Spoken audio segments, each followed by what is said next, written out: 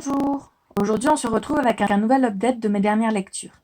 Je vais vous parler d'un roman de King, récemment adapté au cinéma, de mon avancée dans la saga Blackwater, de la découverte d'un romancier d'horreur québécois, d'un manga français, d'un essai féministe intersectionnel et d'une nouvelle illustrée de Lovecraft. De bonnes lectures dans l'ensemble, assez variées et intéressantes.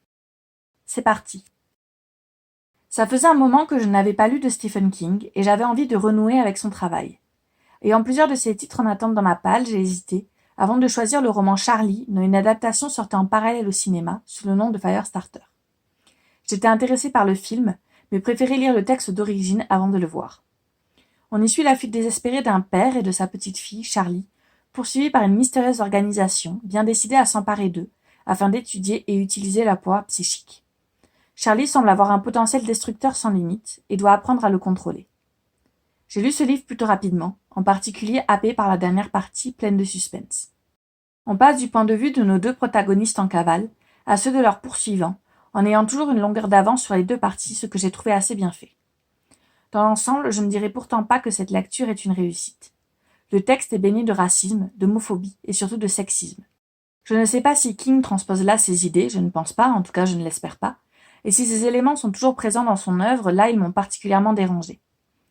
Même s'il tend à dépeindre les mauvais comportements et déviances de l'être humain dans ses textes, ici en plus dans les États-Unis des années 80, je ne supportais plus à chaque mention d'un personnage féminin, même très secondaire, Charlie est épargné, merci bien, que celui-ci soit forcément sexualisé, alors que cela n'a aucun intérêt dans le contexte. Ça a eu un réel impact sur mon plaisir de lecture et l'a franchement refroidi, sans mauvais jeu de mots. Malgré quelques longueurs, j'ai le sentiment que le tout est assez superficiel, avec une fin un peu trop ouverte à mon goût. C'est donc loin d'être le meilleur King selon moi, mais je n'ai pas non plus détesté ma lecture.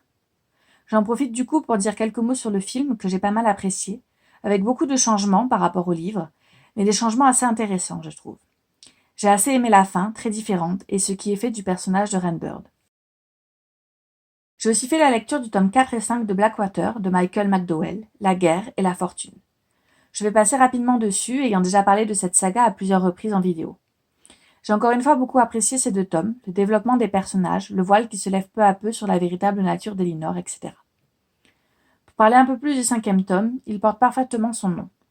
Il est centré sur le développement des affaires et de la fortune des membres de la famille Casquet, ainsi que sur une relation mère-fille que j'ai particulièrement appréciée.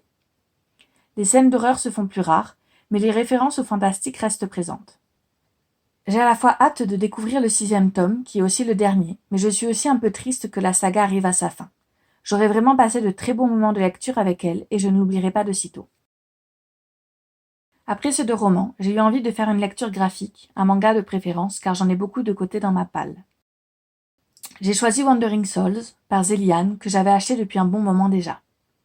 Il s'agit d'un manga français, premier projet de son illustratrice et scénariste, publié en 2020 aux éditions H2T, maison d'édition d'ailleurs que je ne connaissais pas du tout. Je me souviens en avoir entendu parler sur Booktube. Le synopsis m'avait intrigué, avec cette jeune fille en mesure de communiquer avec les cadavres d'animaux, chassée de son village et devant survivre dans une nature hostile et mystérieuse.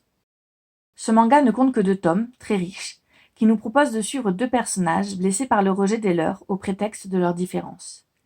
Ils se retrouvent face à un environnement qui cherche à se préserver des hommes et doivent tenter d'y trouver leur place. J'ai beaucoup aimé ce côté princesse Mononoke, avec ses thématiques écologiques autour d'une nature pleine de secrets, sauvage, d'une grande beauté, mais aussi parfois très violente. J'ai trouvé les 2 personnages tangibles, avec leurs contradictions, leurs souffrances, leurs peines et leurs espérances, en quête d'eux-mêmes et de l'autre, effrayés par la solitude à laquelle ils ont été condamnés. Ils nous font passer par des moments d'émotion intenses, entre chagrin, colère, mais aussi amusement, avec le personnage de Nonos en particulier que j'ai bien apprécié.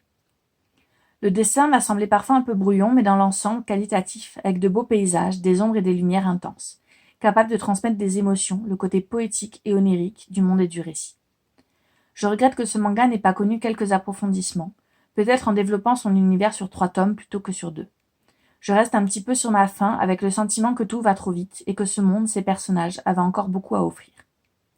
J'ai dans l'ensemble été charmée par ce premier manga par Zéliane et j'espère qu'elle nous proposera encore de belles choses à l'avenir. J'ai ensuite fait la découverte de Dagon, des carnets de Lovecraft, publiés chez Brajlon. J'apprécie assez cette collection qui propose des courts textes de l'auteur, illustrés par le talentueux Armel Gol. Je l'ai découverte sur la chaîne Les mots de l'imaginaire. J'ai déjà lu auparavant Le Molosse qui m'avait beaucoup plu, un texte parfait pour une nuit d'Halloween.